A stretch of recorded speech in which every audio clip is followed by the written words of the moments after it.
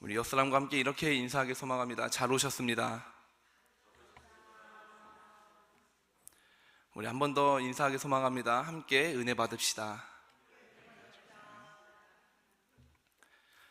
어느 한 날입니다. 해가 짱짱한 날입니다. 그런데 어느 순간 구름이 끼고 비가 내리기 시작합니다. 그럼 우리는 이렇게 말하죠. 아이, 갑자기 웬 비야? 아이, 갑자기 왜 이렇게 비가 쏟아져? 하면서 이제 비를 맞으면서 가거나 우산을 쓰면서 길을 걷기 시작합니다. 그런데 우리가 느낄 때는 갑자기 비가 쏟아지는 것 같아도 사실 하늘에서 보면 그 비는 갑자기 쏟아지는 것이 아닙니다. 증발한 수증기가 하늘로 높이 올라가면서 온도가 낮아지게 되고요, 그 수증기가 다시 물방울로 응축되고 구름이 만들어지고 또 그 물방울들이 합쳐지고 또 합쳐져서 더 이상 중력을 거스를 수 없을 때 그 한 방울이 떨어지고 떨어지면서 비가 내리기 시작하는 것입니다. 참 복잡하고 참 오랜 시간을 거치게 되죠. 그런데 우리는 그 과정을 모르기 때문에 갑자기 비가 내린다고 생각하는 겁니다. 이처럼 하나님의 심판도 갑작스럽지만 오랜 기다림 끝에 일어나게 됩니다.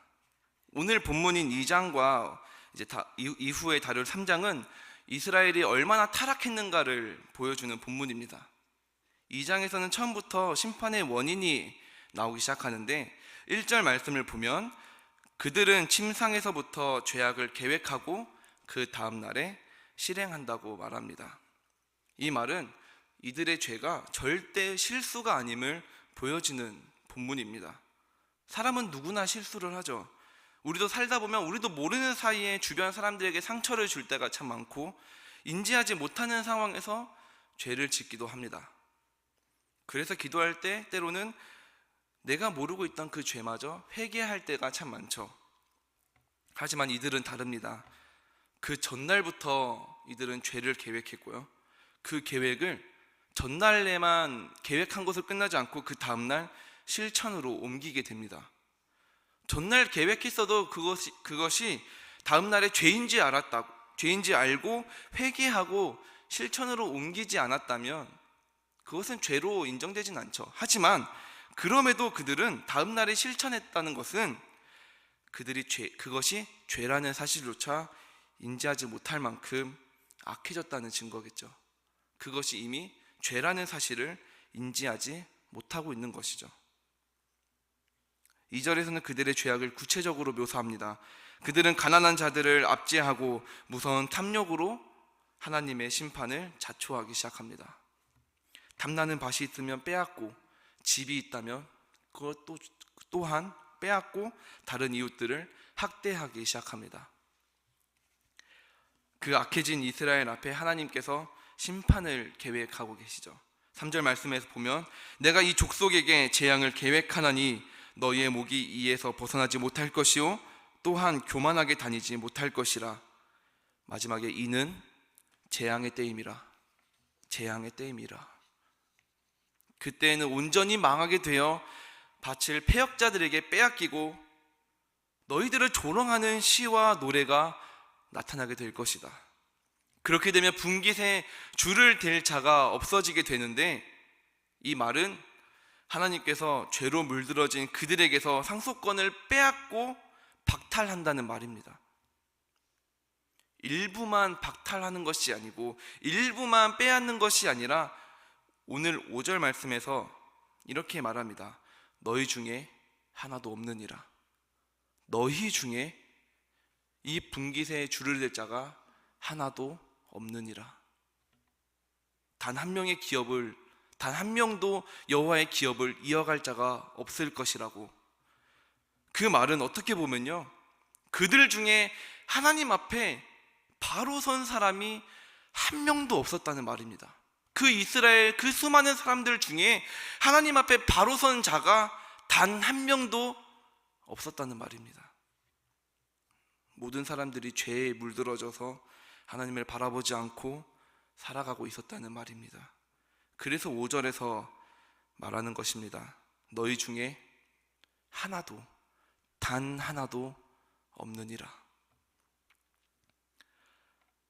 그들의 최후는 온전히 망하게 되는 것입니다.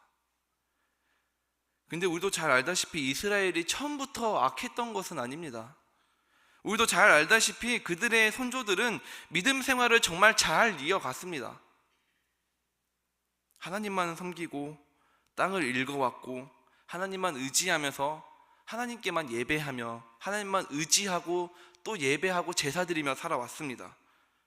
그런데 시간이 지나 그들이 악해졌던 이유는 나만 잘 되는 신앙, 나만 잘하면 되는 신앙, 나만 말씀 잘 듣고 나만 섬기면 된다는 그 신앙 때문이죠. 그들은 다음 세대를 중요하게 생각하지 않았고 신앙 교육에 있어서 소홀하게 생각했습니다. 이 세상을 잘 살아가는 법, 이 땅을 잘 읽어내는 법, 어떻게 하면 추수의 때에 어떻게 하면 이렇게 잘 풍년이 되게 할 수 있는가, 어떻게 하면 이 재산을 잘 불릴 수 있는가, 어떻게 하면 결혼을 잘하고 자녀를 잘 낳고 자녀 교육을 잘 시키는가, 이거에 대해서는 잘 알려줬는데, 자녀들에 대해서는 잘 알려줬는데 정작 하나님에 대해서는 하나님이 누구인지, 하나님이 어떠한 일을 했는지, 하나님이 우리에게 어떠한 놀라운 일을, 어떠한 놀라운 역사를 보여주셨는지에 대해서는 교육을 소홀히 했다는 것입니다. 그렇게 시간이 지나고 또 지나면서 점차 하나님이 잊혀지게 된 것이죠. 사사기 2장 10절 말씀처럼 우리는 하나님을 이스라엘 백성들이 잊게 된 것입니다. 우리 사사기 2장 10절 말씀을 함께 읽어보길 소망합니다. 함께 읽어봅시다. 시작. 그 세대의 사람도 다 그 조상들에게로 돌아갔고 여호와께서 이스라엘을 위하여 행하신 일도 알지 못하였더라. 아멘. 이 일이 계속해서 반복되고 있었다는 것입니다. 사사기 때에도 다른 세대가 여호와를 알지 못했고 행하신 일을 알지 못했던 것처럼 그 일이 계속해서 반복되고 또 반복되었다는 것입니다. 사랑하는 성도 여러분, 가슴에 우리 함께 손을 얹고 생각을 해봅시다. 나의 삶은 어떻습니까? 정말 이 5절 말씀처럼, 오늘 미가서 2장 5절 말씀처럼 나는 여호와의 회중에서 분깃에 줄을 댈 자입니까? 나는 여호와의 회중에서 이 기업을 이어나갈 자입니까? 나는 잘하고 있으니까 괜찮아, 뭐 이런 생각이 들 수도 있겠죠. 나는 잘하고 있어, 나는 정말 신앙 정말 잘 살기 때문에 오늘 이 예배도 나왔고 금요초도 나오고 새벽 예배도 잘 나와, 뭐 이런 생각이 저희가 들 수는 있겠죠. 그렇다면 내 자녀는 어떻습니까? 내 가정은 어떻습니까? 내 자녀는 지금 분깃에 줄을 댈 자입니까? 내 주변 가정과 내 주변 이웃, 내 주변 셀원들은, 내 주변 공동체는 여호와의 회중에서 분깃에 줄을 댈 자입니까? 나만 은혜 받고 나만 신앙생활을 이어가는 것이 아니라 하나님 말씀 앞에서 내 공동체가, 내 가정이 하나님 말씀으로 바로 서고 신앙으로 바로 잡아 나가야 합니다. 우리는 명심해야 합니다. 다음 세대에게 하나님이 누구인지 알려주지 않고 다음 세대에게 소홀히 여기고 다음 세대에게 관심이 없고 또 주변 새로운 아직 믿지 못한 그들에게 관심이 없다면 시간이 지나면 또 시간이 또 지나고 이 교회는 건물만 남게 될 수도 있습니다. 예배자가 없는 단순한 건물 교회만 남을 수 있다는 말입니다. 나만 분깃에 줄을 대는 것으로 끝나는 것이 아니라 우리 로뎀교회가 분깃에 줄을 대어 여호와의 기업을 이어나가야 될 줄 믿습니다. 또 그렇게 나아가는 모든 셀과 가정이 되시길 소망합니다. 이 5절처럼 너희 중에 하나도 없느니라, 이 말씀이 아니라 너희 중에 그 하나가 여호와 앞에 바로 섰더라. 그러한 교회, 그러한 가정, 그러한 나의 삶이 되시길 소망합니다. 미가는 계속해서 심판의 메시지를 선포합니다. 하지만 이스라엘 백성들은 여전히 들으려고 하지 않습니다. 오히려 미가를 비롯한 그 시대에 활동했던 선지자들에게 이렇게 말합니다. 우리 6절 말씀을 함께 읽어봅시다. 6절 말씀 함께 읽어봅니다. 시작. 그들이 말하기를 너희는 예언하지 말라.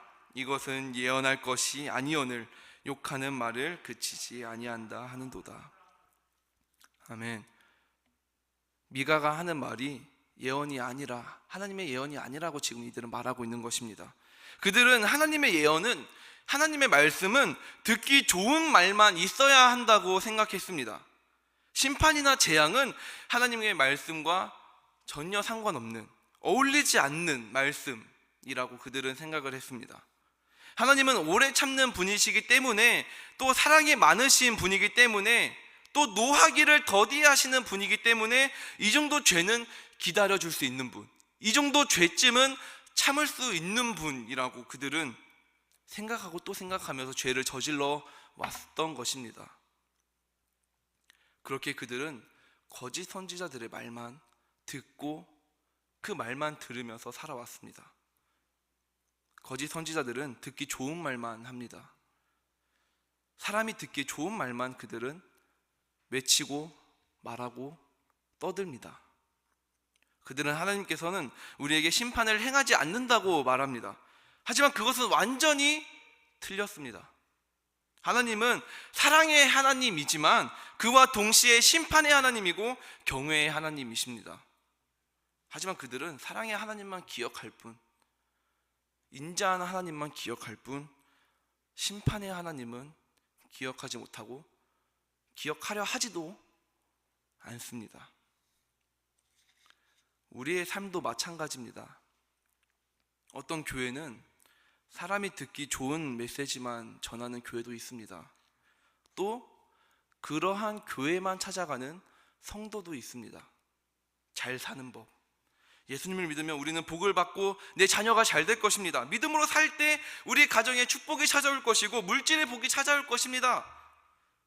자신의 입맛에 맞게 설교를 해야 듣고, 자신의 입맛에 맞아야만 그 교회에 등록하고 정착하고, 또 그 교회에만 사람들이 많이 모이는 좀 아이러니한 상황이 오늘날 발생하고 있습니다. 그런데 오늘 이 본문처럼, 오늘 이 미가서 2장처럼 멸망의 메시지, 또 그 외에 섬겨야 한다, 낮아져야 되고 선교의 자리로 우리가 나아가야 된다, 관심을 가져야 되고 땅끝까지 우리가 그 말씀과 복음을 전해야 한다, 이런 말씀은 우리가 들으려고 하지 않습니다. 또 듣지 않는 성도가 있습니다. 또 이러한 메시지를 전하려고 하지 않는 교회가 오늘날 있습니다. 왜냐하면 사람이 듣기에는 이 전자의 메시지가 너무나 듣기 좋거든요. 이 복이 찾아온다, 말씀만 잘 듣고 예배의 자리 잘 참여하면 내 자녀가 복이 오고 물질이 찾아오고 정말 잘 살아가진다, 천국으로 알아서 간다, 이런 메시지가 훨씬 듣기 좋고 기분이 좋거든요. 물론 전자의 설교도 틀린 것은 아닙니다. 하나님을 믿고 섬길 때 우리의 삶도 변화되고요, 물질의 복이 찾아오고 정말로 좋은, 정말로 천국에 갈 수 있는, 정말 이 설교가 틀렸다는 것은 아닙니다. 하지만 제가 오늘 이 말씀을 통해서 하고 싶은 말은 내가 듣고 싶은 것만 들으려고 하는 것이 잘못되었다는 것입니다. 난 이 말씀이 좋더라, 난 이 본문이 좋더라, 난 어느 교회 어느 목사님의 설교는 좋더라, 정말 듣기 좋더라. 근데 저 교회 저 목사님의 설교는 좀 별로야, 너무 선교만 강조해, 너무 이런 것만 좀 강조하는 것 같아, 여기는 좀 별로더라. 당장에 여러분 성경책을 한번 봐보십시오. 밑줄 긋는 분들이 계시다면 내가 어느 구절에 성경에 밑줄을 긋는지 한번 생각을 해보십시오. 구하라 그리하면 너희에게 주실 것이요. 좋네, 밑줄 쫙. 하나님이 이 세상을 이처럼 사랑하사 독생자를 주셨으니 이는 그를 믿는 자마다 멸망하지 않고 영생을 얻게 하라 하심이라. 아멘 하면서 밑줄 두 번 쫙쫙 긋고 현관편까지 쫙, 그 다음에 영생 동그라미 한 표, 하나님이 세상을 이처럼 사랑하사, 여기도 동그라미 쪽 한 표. 하지만 너희 가운데에서 3분의 1은 전염병으로 죽으며 기근으로 멸망할 것이요, 라는 이 구절에 밑줄 그면서 아멘 하는 분은 많이 없을 겁니다. 왜 그렇습니까? 왜 똑같은 하나님 말씀인데, 똑같은 성경인데 왜 요한복음 3장 16절은 밑줄을 쫙쫙 긋고 동그라미 표까지 쫙 그으면서, 왜 에스겔 5장 12절 너희 가운데 3분의 1은 전염병으로 죽으며 기근으로 멸망할 것이요, 이 말씀에는 왜 우리가 밑줄을 긋지 못할까요? 왜 밑줄을 긋지 않을까요? 말씀을 골라먹고 평가하고 조금 안 맞으면 떠나고, 내가 듣고 싶어하는 그 구절, 내가 듣고 싶은 그 주제만 들으려고 하는, 말씀 앞에서 편식하고 있는 이 모습이 오늘날 이 교회에 또 내 삶에 보여지고 있다는 것입니다. 멀리 갈 필요도 없습니다. 다른 교회, 다른 사람을 쳐다볼 필요도 없습니다. 지금 어쩌면 내 삶에 보여지고 있다는 것입니다. 저도 말씀을 준비하면서 깊게 생각을 해봤는데 저조차도 그러고 있더라고요. 말씀을 보면서 좋은 구절들은 저장, 캡처, 이거는 다음에 우리 중고등부 아이들한테 전해줘야겠다 하면서 밑줄 쫙쫙 긋고 또 공부를 하는데, 멸망의 메시지 앞에서는 이거는 나랑 조금은 관련 없는 것 같기도 하고, 애들이 이거 좀 듣기 싫어할 것 같고 하면서 어느 순간 제가 그 말씀을 피하고 있는 모습들이 참 많이 보여지고 있더라고요. 사랑하는 성도 여러분, 말씀 앞에서 내가 듣고 싶은 부분, 일부분만 보는 것이 아니라 하나님께서 주신 말씀 앞에서 온전히 바로 서기를 소망합니다. 쓴소리에도 밑줄 긋기를 소망합니다. 그 쓴소리가 내 가슴을 아프게 하고 마음이 찢어질 것 같아도 그 소리가 지금 하나님께서 우리를 부르는 소리입니다. 그 소리 앞에 바로 서서 정말 복음 앞에 나아가는 저와 성도 여러분, 또 우리 로뎀교회가 되기를 주님의 이름으로 소망합니다. 이들의 말을 들은 미가가 이렇게 말합니다. 너희 야곱의 족속아 어찌 이르기를 여호와의 영이 성급하시다 하겠느냐. 하나님은 이미 오래 참으셨습니다. 아까 처음에 제가 비 이야기를 했죠. 우리가 생각할 때는 이 비가 갑작스럽게 내리는 비 같아도 사실은 그 과정이 오래 걸렸던 것처럼 하나님의 심판도 오랜 기다림 끝에, 오랜 기다림의 시간 끝에 나타났던 것입니다. 우리가 몰랐던 것뿐이죠. 수많은 경고를 근데 보냈습니다. 미가를 보내고 수많은 선지자들을 보냈습니다. 근데 이미 죄로 물든 이스라엘은 그 눈을 감고 두 귀를 막고 있었기 때문에 그 심판의 경고를 듣지도 못했고 그냥 심판이 갑작스럽게 온다고 생각하고 있던 것이죠. 마치 노아의 방주처럼 말입니다. 노아가 산에서 정말 수없는 시간 동안에 방주를 만들 때 사람들의 반응은 어땠습니까? 비웃었습니다. 드디어 노아가 미쳤구나라고 생각했을 겁니다. 비가 한 방울 내리기 시작할 때도, 비가 조금씩 내리기 시작할 때도 그들은 크게 관심을 가지지 않았을 겁니다. 그렇게 하늘의 문이 열려서 정말로 쏟아질 때, 뭔가 일이 벌어지고 있다고 인지할 때 그들은 이미 늦었습니다. 심판만이 그들을 기다릴 뿐이었죠. 이처럼 하나님은 단호하게 그들에게 전합니다. 우리 10절 말씀을 함께 읽어보기 소망합니다. 우리 10절 말씀 함께 읽어봅니다. 시작. 이것은 너희가 쉴 곳이 아니니 그것이 이미 더러워졌음이니이다. 그런즉 반드시 멸하리니 그 멸망이 크리라. 아멘. 이스라엘의 권력자들은 자신들의 힘을 이용해서 백성들을 착취하고 힘없는 자를 억울함 가운데 내몰았습니다. 자신들이 돌봐야 했던 이스라엘 백성들을 괴롭히고 갈취하고 무시하고 학대를 일삼았죠. 하지만 하나님은 이 악한 자들의 이 행위를 전부 다 보고 있음을 우리는 기억해야 합니다. 하나님은 모든 것을 기록하고 마지막 때에 반드시 행한 대로 갚으시는 분입니다. 그러므로 악한 자들이 형통한 것 같고 잘 되는 것 같아도 부러워하고 따라하지 마십시오. 그들의 행위를 방관조차도 하지 마십시오. 오히려 이 땅에 하나님의 공의가 이루어지기를 우리는 기도하고 또 기도해야 합니다. 저번 주일에 저희 중고등부 아이들하고 청년 몇 명하고 그 달무티라는 보드게임을 했습니다. 이 달무티라는 보드게임이 게임 표지에 첫 마디가 이렇게 적혀 있습니다. 인생은 불공평합니다. 보드게임이 그렇게 적혀 있습니다. 그래서 이 교회에 오랫동안 남아서 같이 게임도 하고 이야기도 나누는 시간을 가졌는데, 이 인생이 불공평합니다라고 했던 이유가 이 게임이 계급사회를 보여주고 있기 때문입니다. 계급사회를 보여주는데, 게임 역할에 왕, 귀족, 평민, 귀족노예, 왕노예, 이렇게 5가지 역할이 부여됩니다. 노예는 왕과 귀족에게 세금을 바쳐야 됩니다. 카드로 이제 하는 건데, 이 카드를 바쳐야 합니다. 자신의 그 가진 카드 중에서 제일 좋은 카드를 1장에서 2장 정도를 이제 왕이나 귀족에게 바쳐야 하는 게임입니다. 그리고 왕과 귀족은 자신의 카드 중에서 제일 필요 없는 카드를 이제 노예에게 주는 게임이에요. 처음 시작하기 전에 귀족의 역할이 정해지면 그렇게 하고 다 나눠주고 이제 게임이 시작됩니다. 지금 저희 중고등부 세대에서 전문 용어로 짬 때린다라고 말을 합니다. 짬을 준다, 쓰레기를 준다, 던진다, 이런 표현을 많이 쓰는데, 왕은 계속해서 좋은 카드를 받게 돼요. 자신이 처음 받았을 때 좋은 카드가 없어도 노예가 알아서 좋은 카드를 주고 자신은 필요 없는 카드 주면 되기 때문에 어떠한 상황이 발생을 하냐, 계속 게임을 하다 보면 왕은 계속 왕을 합니다. 계속 1등을 하고 2등을 해요. 그리고 노예는 계속 꼴찌하고 또 꼴찌하면서 노예를 합니다. 그래서 이 게임에서 첫 마디가 인생은 불공평합니다라고 이 게임에서 첫 마디가 그렇게 말하고 있는 겁니다. 그리고 그 역할에 맞게 모든 계급은 왕에게 잘 보여야 되고요, 왕은 절대적 권력을 그때는 가지기 시작합니다. 물 떠와라 하면 물 떠오기 시작합니다. 그에 맞게 노예도 절대적으로 그 말에 순종합니다.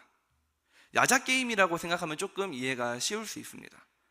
근데 이제 이 게임과 룰을 설명해 주니까 저희 몇몇 중고등부 아이들의 눈에서 빛이 나기 시작하더라고요. 내가 저 전도사에게 합법적으로 반말을 하리라, 이 의지가 이제 불타기 시작하더라고요. 내가 저 전도사님을 부려먹으리라, 저 전도사님에게 물 떠오라고 라면 끓여오라고 내가 시키리라라는 이 의지가 말하지 않아도 이 눈에서 빛이 나기 시작하더라고요. 하지만 아이들이 몰랐던 것이 있는데, 저는 이 게임의 베테랑입니다. 저는 이 게임을 하도 많이 했기 때문에 이 게임을 2시간 정도 저희가 진행을 했거든요. 근데 저는 왕의 자리에서 내려오지 않았어요. 그 한 2-3판 정도 왕 좀 쉬고 한 귀족 평미 왔다 갔다 하다가 계속 왕을 했기 때문에 중고등부 아이들이 저에게 반말하는 일은 절대로 없었습니다. 오히려 제가 아이들을 조금 부려먹기도 했죠. 그리고 이제 어제 저희 중고등부 아이들 2명하고 이제 신방을 하면서 이런저런 이야기를 나눴는데요, 한 친구가 기도 제목과 삶을 나누면서 이렇게 이야기하더라고요. 전도사님, 세상은 참 불공평한 것 같아요. 잘 되는 사람만 잘 되는 것 같고요, 안 되는 사람은 좀 안 되는 것 같아요.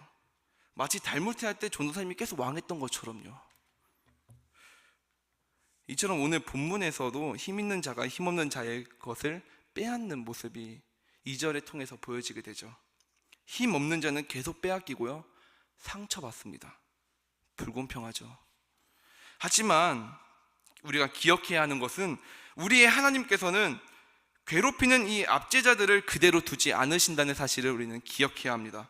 더 힘 있는 자들을 통해서 압제자들을 심판한다고 오늘 말씀에서 말하고 있습니다. 약한 자의 것을 강탈했던 그들이 더 강한 자들에게 자신의 것을 빼앗기게 되고, 자신들을 면전에서 조롱하는 사람들에게 아무 말도 하지 못하고 수치를 당하게 될 것이라고 성경은 기록하고 있습니다.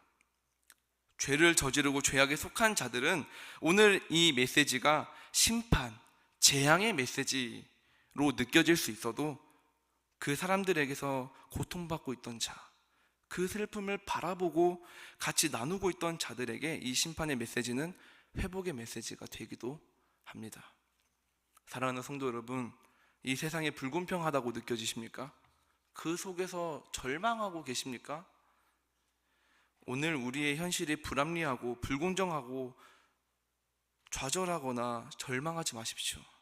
당장은 악한 자들이 잘 사는 것 같고 악한 자들이 정말로 잘 살아가는 것 같아도 우리의 만왕의 왕이신 하나님이 보고 계신다는 사실을 기억하십시오.